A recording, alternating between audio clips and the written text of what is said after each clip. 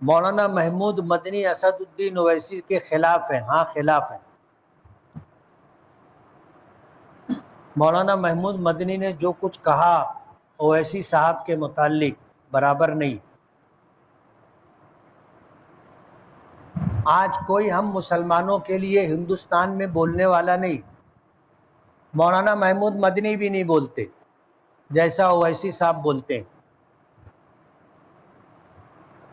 میرے ساتھ پڑھے ہوئے ہیں، بلکہ مجھ سے پیچھے تھے،